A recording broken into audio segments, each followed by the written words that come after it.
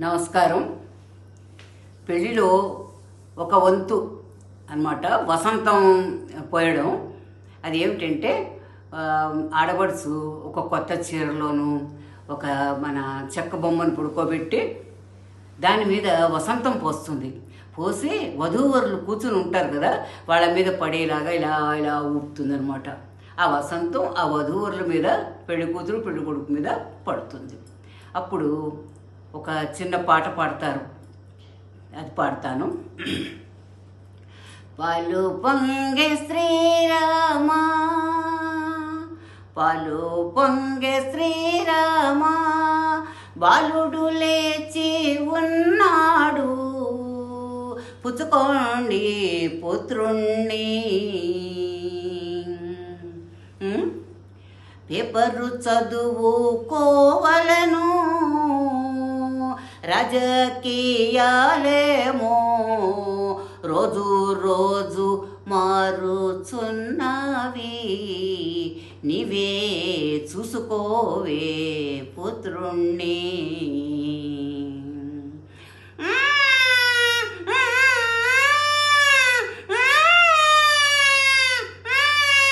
అయ్యో వంట చేయవాలేను, బాలుడు ఏడ్చుచున్నాడు, పుచ్చుకోండి పుత్రుణ్ణి.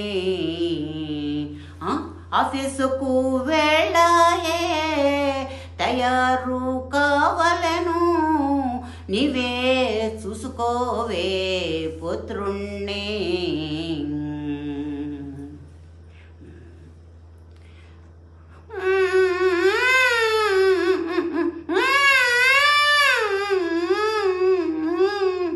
అయ్యో బాలుడు ఏడ్చుచున్నాడు, లంచ్ బాక్సు పెట్టవలెను, పుచ్చుకోండి పుత్రుణ్ణి. అమ్మో ఆఫీసుకు వెళ్ళాయే తొందరగా వెళ్ళాలి, ఆలస్యమైతేను అక్కడ మా పెద్ద మొగుడుంటాడు, అందరి ముందర అరుస్తాడు, తల వంచుకోవాలి, నీవే చూసుకోవే పుత్రుణ్ణి.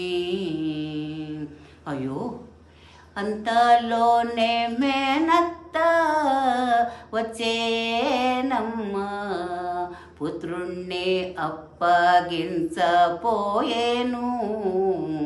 మేనత్త అడిగేను, నీవు పాపని ఇస్తావా లేక పాడి ఆవును ఇస్తావా అని శాంతమ్మ అడిగేను. నవ్వుతో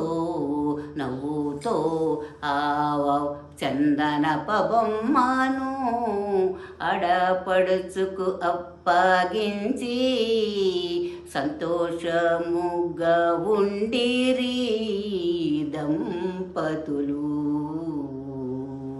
పాలు పొంగే శ్రీరామా, బాలుడు లేచి ఉన్నాడు, పుచ్చుకోండి పుత్రుణ్ణి. ధన్యవాదాలు.